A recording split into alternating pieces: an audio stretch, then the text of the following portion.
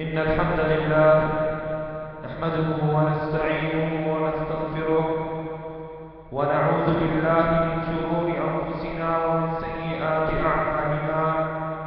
من يهده الله فلا مضل له ومن يضلل فلا هادي له، وأشهد أن لا إله إلا الله وحده لا شريك له، وأشهد أن محمدا عبده ورسوله.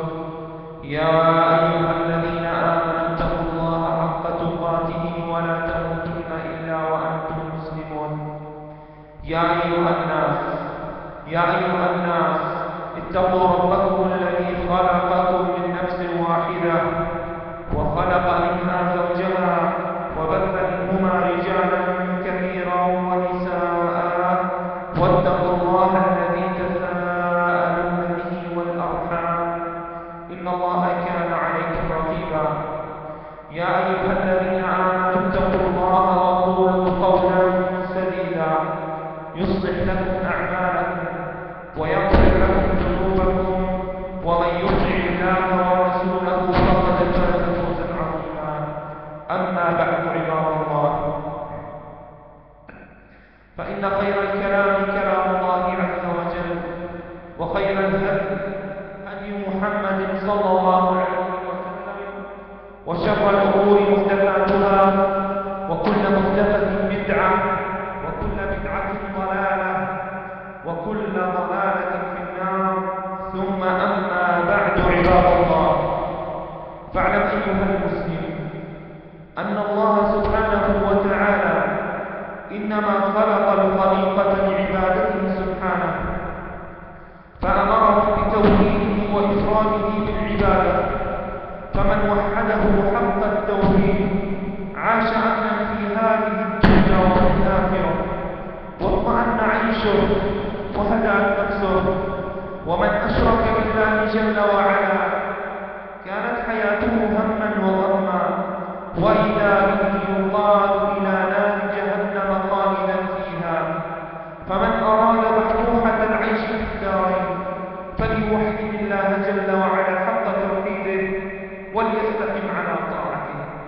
والتوحيد هو أن يصرف العبادة لله وحده، ولا يصرف نوعا من أنواع العبادة لغير الله جل وعلا،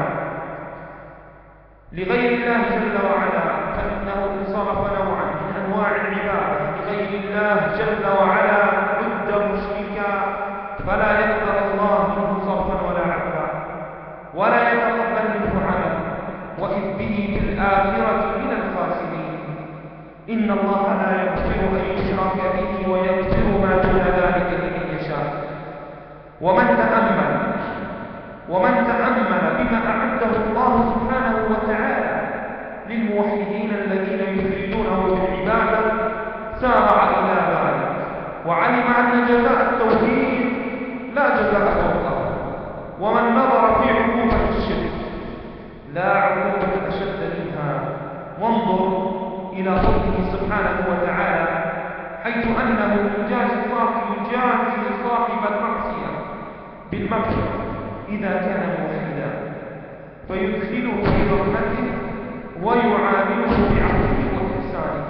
وقد بين النبي صلى الله عليه وسلم هذا الفضل العظيم بقوله صلى الله عليه وسلم: يصاحب الرجل من أمتي على رؤوس الخلائق يوم القيامة فينشر له 99 سجلا، يعني من الذنوب والمعاصي، كل سجل منها مد البصر، ثم يقال: أتنكر من هذا شيء؟ فيقول: لا يا رب. فيقال: ألك عذر؟ ألك حسنات؟ فيهاب الرجل فيقول: لا. فيقال: بلى، إن عندنا لك حسنات وإنها مغن عليك، ونضع الموازين القسط ليوم القيامة فلا تظلم نفس شيئا، وإن كان مثقال حبة من خردل أتينا بها وكفى بنا حاسبين. فيخرج له بطاقة فيها: أشهد أن لا إله إلا الله وأشهد أن محمدا عبده ورسوله. فيقول: أي ربي ما هذه البطاقة مع هذه السجلات؟ فيقال: إنك لا تظلم،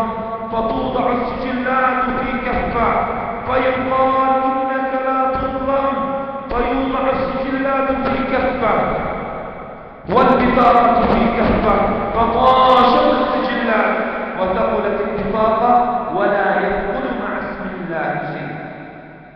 لكن هذا قال لا إله إلا الله وعلم أن معناها لا معبود بحق إلا الله،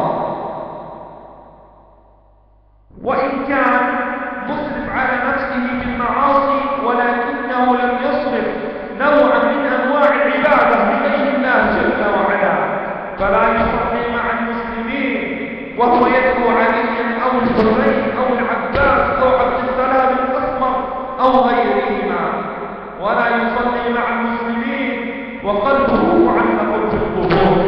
إذا أصابته مصيبة نادى يا حسين يا عباس يا عبد السلام الأسمر يا الخضر، لا يقول هذا ولا يقول يا بخت فلان نخاف من السيد فلان، لا يقول هذا ولا يعتقد بهذا.